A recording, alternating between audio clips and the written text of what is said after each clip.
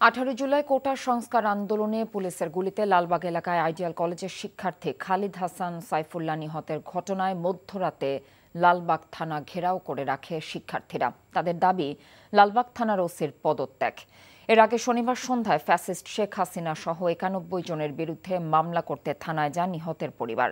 মামলা গ্রহণ না করার অভিযোগ করেন নিহত শিক্ষার্থীর বাবা। আবির আহমেদের রিপোর্ট। পুলিশের গুলিতে ঝাঁঝরা হয়ে গিয়েছিল কলেজ শিক্ষার্থী খালিদ হাসান সাইফুল্লাহর শরীর। হাসপাতালে নেয়ার আগেই ঘটনাস্থলেই তার মৃত্যু হয়। এই ঘটনায় মধ্যরাতে হঠাৎ উত্তপ্ত হয় লালবাগ থানা। ভারপ্রাপ্ত কর্মকর্তা মামলা না নিলে শনিবার মধ্যরাতে লালবাগ থানা ঘেরাও করে রাখে শিক্ষার্থীরা। পরে বৈষম্য বিরোধী ছাত্র আন্দোলনের দুই সমন্বয়ক সার্জিস আলম এবং হাসনাত আবদুল্লাহ ঘটনাস্থলে গিয়ে লালবাগ থানার উপকমিশনার, সেনাবাহিনী ও নিহতের পরিবারের সাথে 1 ঘণ্টা আলোচনার পর লালবাগ থানার উপকমিশনার জসিমউদ্দিন মামলা গ্রহণের আশ্বাস দেন বলে জানান নিহতের বাবা।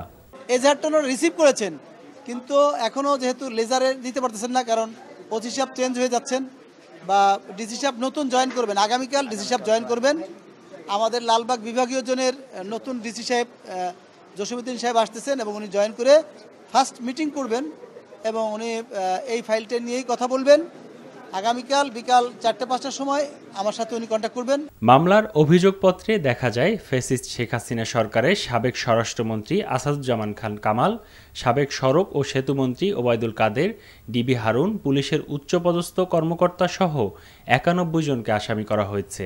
অজ্ঞাতনামা পুলিশের আরও 140 থেকে 150 জনের নামও রয়েছে। আমরা এখানে তৎকালীন সাবেক প্রধানমন্ত্রী শেখ হাসিনা সহ আমরা 91 জনের নাম দিয়েছি। হাসানুল হক ইনুর নাম দিয়েছি, আনোয়ার হোসেন মঞ্জুর নাম দিয়েছি। তারা 14 দল একসাথে বসে বৈষম্য বিরোধী ছাত্র আন্দোলনের ডাইরেক্ট গুলি করার নির্দেশ দিয়েছেন। এই হিসাবে তারা হুকুমদাতা ছিলেন। এর আগে নিহতের বাবা অভিযোগ করেন, শনিবার সন্ধ্যায় থানায় মামলা করতে আসলে মামলা না নিয়ে নানা অজুহাতের কথা বলেন থানার ভারপ্রাপ্ত কর্মকর্তা। মামলা না নেয়ার বিষয়ে থানার ভারপ্রাপ্ত কর্মকর্তার কক্ষে গেলে তাকে পাওয়া যায়নি। আবির আহমেদ, এনটিভি নিউজ, ঢাকা।